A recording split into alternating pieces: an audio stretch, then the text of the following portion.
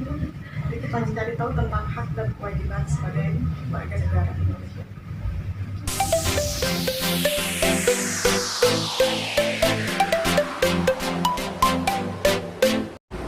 Pengertian hak secara umum yaitu hak adalah sesuatu yang kita terima atau sesuatu yang kita miliki dan penggunaannya tergantung kepada kita sendiri.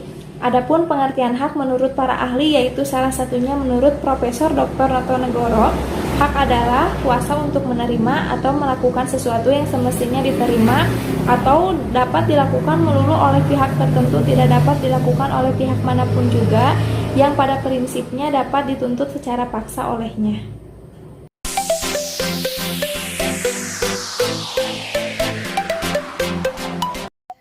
Kewajiban adalah suatu tindakan yang harus dilakukan seseorang sebagai bentuk rasa tanggung jawab atas permasalahan tertentu, baik secara moral maupun hukum. Menurut Kamus Besar Bahasa Indonesia sendiri, kewajiban adalah sesuatu yang diwajibkan atau sesuatu yang harus dilakukan.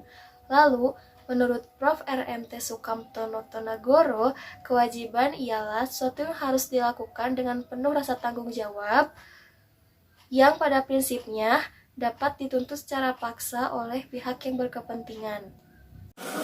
Nah, setelah kita mengetahui pengertian hak dan kewajiban sebagai warga negara, kita juga harus tahu dasar hukum hak dan kewajiban tersebut. Yang pertama ada hak. Hak itu diatur dalam undang-undang dari pasal 27 sampai pasal 34. Nah, mengenai hak atas kehidupan yang layak, hak untuk membela negara, hak untuk mendapatkan pengajaran, hak ekonomi, hak sosial, hak politik, dan hak untuk memeluk agama dan kepercayaannya sendiri. Setelah kita mendapatkan hak, tentunya kita juga harus melaksanakan kewajiban kita sebagai warga negara. Yang pertama itu adalah kewajiban ikut serta dalam upaya membela dan mempertahankan negara. Itu diatur dalam pasal 30 ayat 1. Ada juga hak kewajiban kita untuk membayar pajak, terus kewajiban kita untuk menghormati hak orang lain, seperti halnya disinggung dalam pasal 28J ayat 1.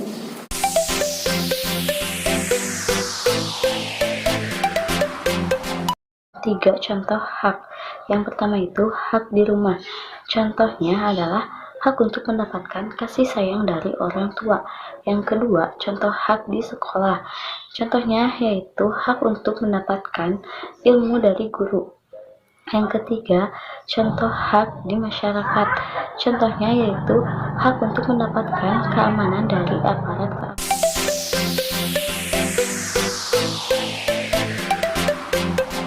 Jelaskan tentang contoh kewajiban di rumah, di sekolah, dan juga di masyarakat.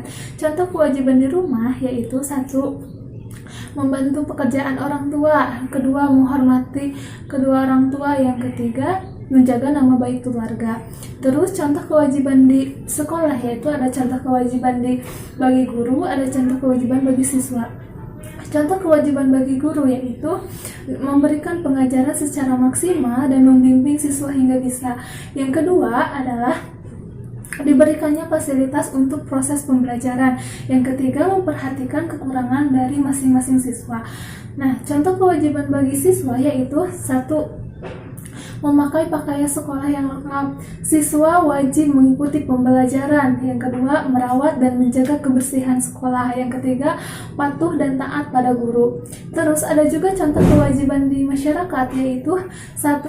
Yang kedua adalah menghormati orang lain, dan yang ketiga adalah menjaga lingkungan di masyarakat. Nah,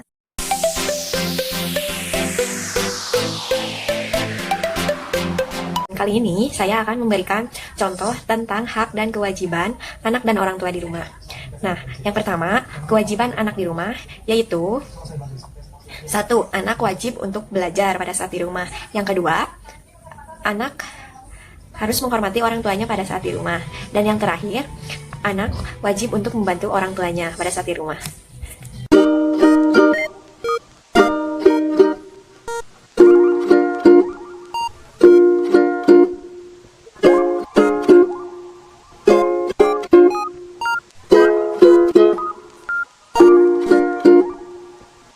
Nah, lanjut. Untuk hak anak pada saat di rumah. Yang pertama yaitu mendapatkan tempat tinggal yang layak. Yang kedua yaitu mendapatkan kasih sayang dari orang tuanya. Dan yang terakhir, anak mendapatkan perlindungan dari orang tuanya agar merasa nyaman pada saat di rumah.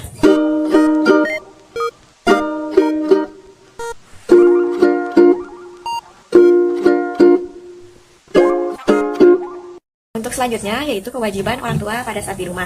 Yang pertama yaitu orang tua wajib untuk menafkahi anak-anaknya. Yang kedua, orang tua wajib untuk melindungi anak-anaknya. Dan yang terakhir, orang tua wajib untuk membimbing atau mendidik anaknya pada saat di rumah.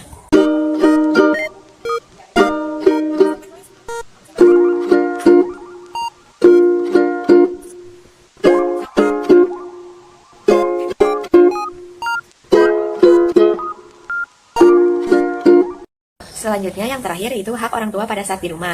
Yang pertama, dihormati oleh anak-anaknya. Yang kedua, mendapatkan kasih sayang dari anak-anaknya. Dan yang terakhir yaitu dirawat oleh anak-anaknya.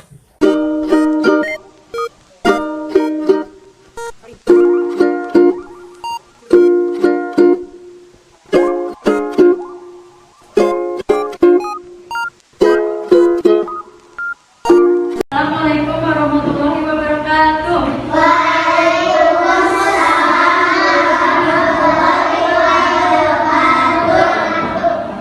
Gimana kabarnya?